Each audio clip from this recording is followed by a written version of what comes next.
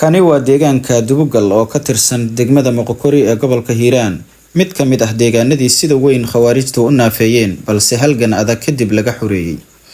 Munaasabadan waxaa xariga looga jaray xarun caafimaad oo dadka deegaanku xoog iyo xoolo ku dhisteen. Mas'uuliyiin kala duwan oo ka kala yimid beledweyne, Buleburte, Maxaas iyo Moqokori ayaa ka soo qayb galay. Waa kuwan odayaasha deegaanka oo tibaaxay ahmiyadda deegaanka Dubugal, dowladana ka codsaday in garab la siiyo. horta meeshaan markaan idin sheego waa idin mahad celshay waana mahadsantihiin. meeshaan waxa waaye central saddex degmo dhexdood waay. dhulku waa qaybsan yahay, raxan uu qaybsan yahay. raxan waxa la yiraahaa buura la yiraaho koonfuray naga xigta. waxa noo jira Jalaal iyo Tardo. raxanna waxa la yiraahaa bari iyo Dibira la yiraaho Mabax iyo Moqokori la yiraahaa iyo Maxaas. burceel gaabana Maxaas wixii ka bilowda la yiraahdo. waxa jira dhul la yiraahdo Gawaan wuxuu ka soo bilowdaa geeda samo, wuxuuna ku tagaa geel ku dhal oo ku tagaa. waxa ka hooseeya meel gowraar la yiraahdo dadban. xaar meel la yiraahdo ku dhamaataa. xaggana waxay ku dhamaataa xaar iyo xindhow la meel yiraahdo. dhulkan ka dhaxeeya marka asagoo kala jaada marka dhulkii na isku dhul ah. gowraar wixii ka hooseeya dooxa la yiraahdo. dhulka waadiyaashu ka rogmadaan dooxa la yiraahdo. waxaan idin sheegayaa marka dhulkii gawaanka ahay inaad oon weligiis waxbarasho aan la keenin oon caafimaad la keenin aad maanta wax keenteen wax khayr qaba Allah idasi. reer nimanka ku dhaqan meeshaana waxaan leenahay war waxbarta ilaahay baa idin keenay waxbarta ilmihiina waxbara hay-adaha soo dhaweeya mid wax badan wada mid wax yar wada soo dhaweeya waji fiican iyo wanaag iyo qabyaalad la'aan iyo cadaalad kula dhaqmo. waxaan maanta joognaa xalfadda ka dhacday Dubugal. waxaan ku soo dhaweynay dadkaas arkaydaan oo qaybtii caafimaadka ka socda oo haddii ilaahay yira samafalka ka socda oo maamulka ka socdaan ku soo dhaweynay. ayagu siday noo soo ajiibeenna waa ku mahadsan yihiin. aaday ugu mahadsanyihiin soo ajiibka waa ku mahadsan yihiin. dadka Dubugal jooga oo gogosha dhigay oo saan u soo ajiiba ayaguna waa mahadsan yihiin. waxaan baaqiyad u jeedinayaa marka intii hoos timaada oo maqan hadda inay ka soo qayb gasho, intii joogtaana ay ka soo qayb gasho, loona cadaalad sameeyo hay'adaha samafalka iyo waxbarashada loo samafal sameeyo. anagu waxaan leenahay waa soo dhaweynaynaa, waa u gogol dhigaynaa. hadday baristimool sidaan ka qaadanaynaa, haddii ilaahay yira waxba wadinaan soo dhaweynaynaa, hadday kormeer loogu yimaadaan soo dhaweynaynaa. gacmaha loo taagan codsina waxaan ka nahay, waxay noo wadaana waa ka qaadanaynaa. waxaan naga maqannaa inay ilaahay dartii noogu doonaan, ilaahay dartiisna ay noogu shaqeeyaan. sidoo kale waxaa munaasabada ka hadlay mas'uuliyiin kala gedisan oo hambaliyeeyay dadaalka dadweynaha, ayagoo madaxdii ka socday wasaaradda caafimaadka iyo hay'adda Save the Children ay sheegeen inay diyaar la yihiin dawadii iyo shaqaalihii ka howlgeli lahaa xarunta caafimaadka ee Dubugal. bacda salaam waxa aad idiga mahad celinaynaa isku tashiga deegaanka Dubugal oo sameeyay oo ah inay u diyaar garoobeen inay ka qayb qaataan haddii ay helaan xog ay waxna wax ku heli karaan oo dhanka caafimaadka ah, inay sameysteen xarun ay ugu tala galeen inay ku sugaan haddii hay'adaha bixiya caafimaadka ee gobolka ay ka heli karaan shaqaale iyo daawo lacag la'aan ah. waxa aad ugu mahad celinaynaa ciddii isku dhabar adeegtay, ciddii dhulka bixisay iyo ciddii dhammaanteen annagana casuuntay inaan ka soo qayb galno meeshaan oo odayaasha dhalinyarada iyo dhammaan ururka haweenka dhammaantiin waa salaamantihiin. bacda salaan waxaan mar labaad u mahad celinaynaa agaasimaha guud ee wasaaradda caafimaadka oo nala socdo, sidoo kale wasiirka nala socdo, sidoo kale waxaa nala socdo dad marti ah oo ayaguna sidoo kale tood u socda inay arkaan nidaamka meesha ka jira. dadkaas oo si khaas ah macnaha ayaga ugu mahad celinayo. dhalinyarada dhammaan ka soo qayb gashay waxaan aad leeyahay waa mahadsantihiin dhammaantiin dhan kasto aad leedahaan. tan kale waxaan leeyahay dadkan deegaankan abuurtay, sameystay, ku tala galay inay si sharaf leh u dhistaan, ammaankeeda u sugtaan. waxa idin imaan doono oo duu ilaahay idmo idin imaan doono dad idin wado shaqo. dadkaas waxaa dhacda inta badan in dadka qaarkiis ay soo baxaan yara caqabada ay dhacaan waxa aad iyo aad idiga waanina anagoo kamid ah iskaga waanina in meeshaas laga digtoonaado meeshii dadku soo dhaweysa waa hay'adaha waa soo wada dhaweey doontaa meeshii hay'adaha yare iska carqaladeetana waxa ku xigo iyo waxa la socdo dab waa iska carqaladeynaysa waxaan rabaa waayeel iyo saqiir si loo leeyahay deegaanka horumarintiisa in lagu dadaalo wixii noo wado hal dhagax ama hal barastimool noo keeno si walaaltinimaha oo qadarin leh oo sharaf leh inaan uga qaadano ciddii noo timaado idhay noogu timaadana inaan ayagana aan soo dhaweyno aan iraado baahidaana qabnaa waxa ilaaha dabooli kara laakiin waxa ku dabooli kartaa naga qabta salaan kadib anagu hadda wax badan inaan ka hadlo ma rabo maanta inaan idin mahad celino kolley dad deegaanka oo isku tashtay oo isku tala galay oo xarunta aragta dhisay ayagoo jeebkooda waxaas iska aruuriyay wax dad deegaanada kale inta badan ma qaban karaan marka inaan iraado idigu imaanay aad u mahadsantihiin deegaankii shabaabku cuuriyaamiyuu kamid yahay deegaanadii shabaabku cuuriyaamiyeen maxaas waagii hore intaan muqukuri degmo kala noo noqonin maxaas hoos ma jirtay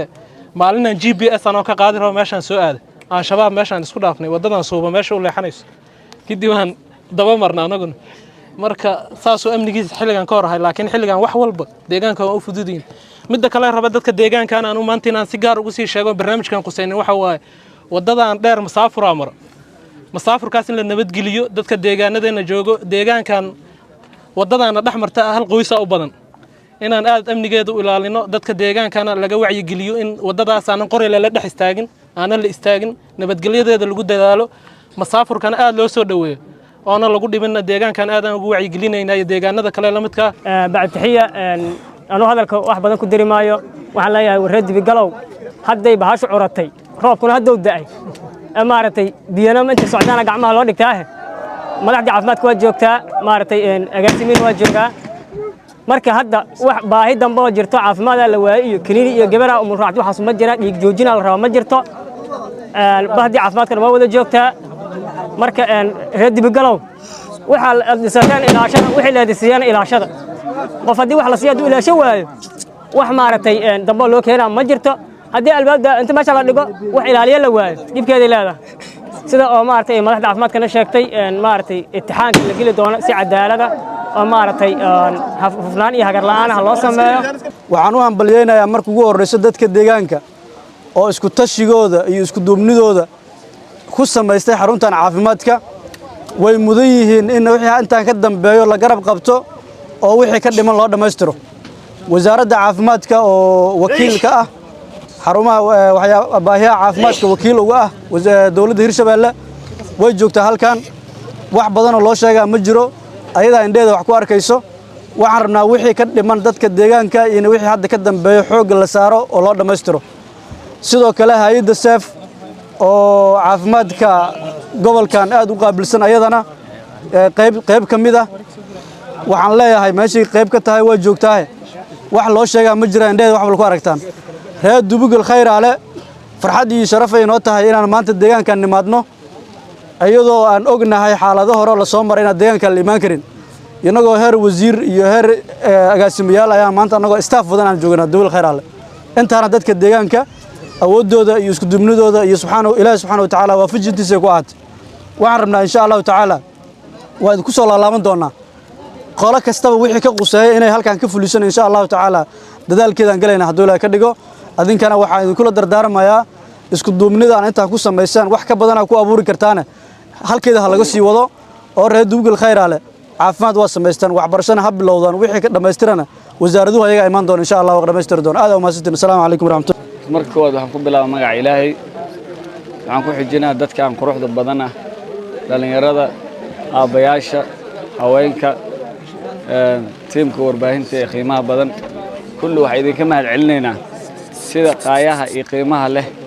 ee anoo baladweyne ka soo bixin ilaa hadda isku diyaariseen soo dhaweynta leh dadnimada leh wax walbo aan dhihi lahayne gurigan quruxda badan oo gadaashiga ku yaalo isxilqaanka ah ku dhisateen cadeynteeda ay leedahay ani warkay waxa ku soo koobaa 3 qodob waxa waaye meeshan waxaan imaanay 5 bilood ka hor aniga iyo tiim adeerayaasha iyo saaxiibada quruxda badan oo hortay taagan qaar ka midna waa is aragnay waa sheekaysan waxa isku sheegnay runtii waxay u bedeleen ficil waxaan u sheegay haddii ay wax qabtaan waxa kale in dawladooda iyo wasaaradooda caafimaadkaba ay dhameystirayso taas oo ay ahayd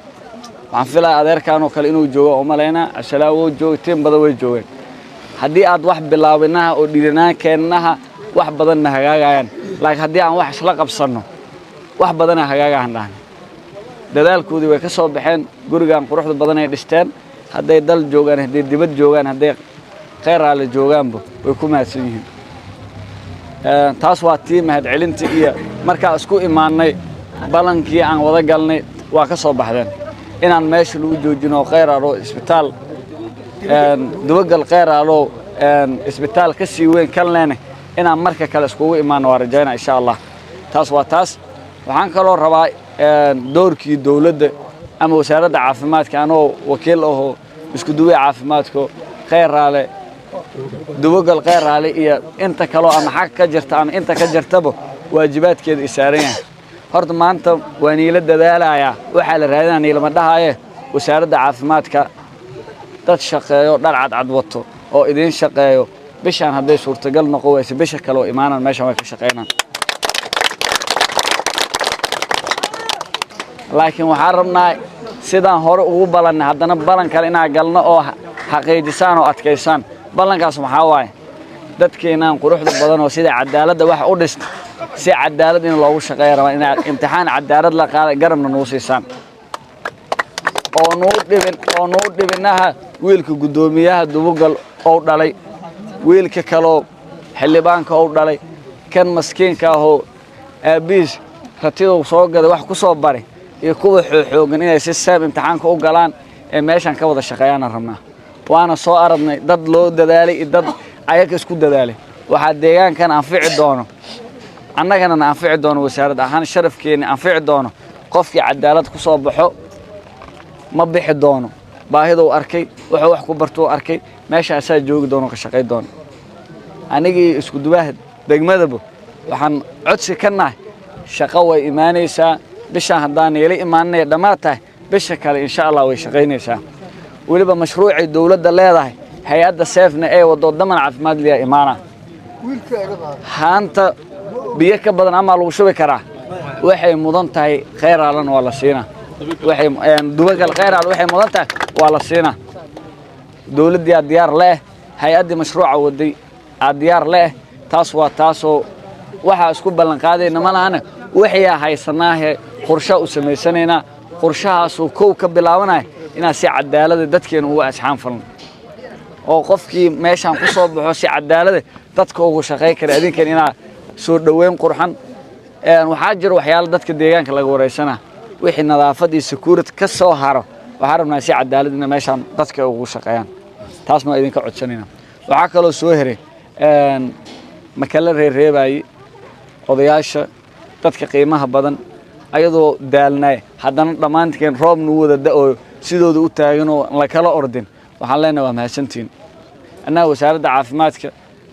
khayr aale maalinta dubagal khayr aale maalinta imaanayna sheeyahay waa u jeednaa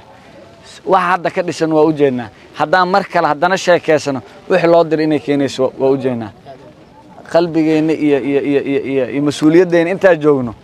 siday u dadaalaan annaga inay ugu dadaalno ama ku soo laalaabano ama waxyaalo waxaan ka sii wanaagsan oo ay ka bilowday hadiiba la heli karo ee dawladooda u keentan waa filayna meesha amar ilaahay moogi ama wasiirka ama agaasimaha wasaaradana khayr ah inay soo arkaan intay qabsadeen in la dubagal khayr in la inay qabtaan waa ka shaqeynayna waa mahadsantiin falanteena waa shaqo insha Allah